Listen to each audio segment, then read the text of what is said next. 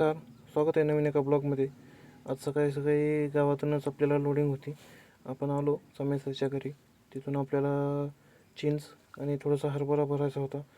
तिथे सर्व लोडिंग वगैरे केली. नेक्स्ट थोडासा माल होता. आपले मोठे बंधू संतोष भाऊ खंदाडे त्यांच्या घरून थोडासा माल भरला. त्यांची तूर होती. मग निघालो आपण उदगीरच्या दिशेने. सकाळी सकाळी लवकरच गेलो, कारण आपल्याला माल वगैरे खाली करून आपल्याला लगेच रिटर्न वगैरे फिरायचं होतं. मग काय निघालो, शिरोताजबंद वगैरे पास केलं. आलो हाईच्या पंपावर. मग म्हणलं थोडंसं डिझेल टाकावं. गाडीमध्ये डिझेल खूपच कमी होतं. त्यानंतर पुढे पंप पण नव्हता. मग काय पोहोचलो लगेचच. 1 तास प्रवास करून मार्केटमध्येच आपले नामदेवांना त्यांची एक गाडी आली होती आणि आपली एक गाडी होती. मग काय मला लावली लगेच खाली करायला. माल पण थोडा होता, त्यामुळे लगेचच घेतली खाली करायला. एक तूर होती 10 कट्टे, 5-6 कट्टे हरभरे होते आणि 10 कट्टे चिंच होती. त्यामुळे चिंचाचे भाव पण डाऊन झालेले आहेत पावसामुळे. तूर 7,000च्या मध्येच आलेली आहे. हरभरा जो आहे 5-5.5 रुपये झाला आहे आणि सोयाबीन जो आहे 4,200पासून 4,300पर्यंत होतं. मार्केट जसं पेरणी येते तसं खूप डाऊन झालेलं आहे. गाडी वगैरे खाली केली आणि निघालो बाहेर. मग काय लागलं उमा चौकात थोडंसं ट्रॅफिक. म्हणलं आता सकाळी सकाळी लागतं. म्हणलं काय लावली लालपरीच्या मागं. मग म्हणलं लालपरीला तर वाट भेटते, त्याप्रमाणे आपण बी त्यांच्या मागे मागे निघू.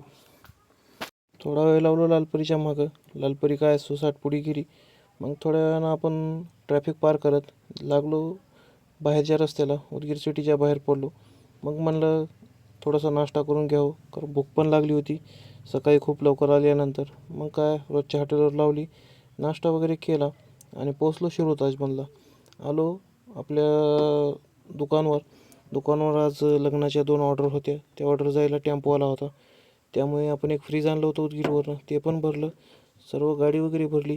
एकाच दिवशी लग्नाच्या 2 ऑर्डर होत्या, त्या कंप्लीट दिल्या. त्यांना सर्व बांधून वगैरे दिलं. मग आलो शेताकडे आलो तर बघतोय दादा जे आहे शेतामध्ये रोटर मारत होते. घरच्याच शेतामध्ये रोटर मारत होते, कारण पेरणी पण जवळ आलेली आहे आणि पाऊस पण सारखंच पडतं आहे. जे रान तळं होतं त्याला जरा रोटा मारून घ्यावं, म्हणजे कसं पेरणी करायला सोपं जाईल. दादाची आवड ट्रॅक्टर जे आहे जवळपास 2008चं आहे, पण अजून पण दादाने तसंच ठेवलेलं आहे. त्यांना त्यांची लक्ष्मी खूप आवडते, त्यामुळं ते जपतात पण तसे. त्यानंतर रोटा वगैरे मारणं झालं. मग आपण निघालो घराकडे. मित्रांनो, कसा वाटला ब्लॉग कमेंट करून नक्की सांगा. लाईक करा, शेअर करा. धन्यवाद.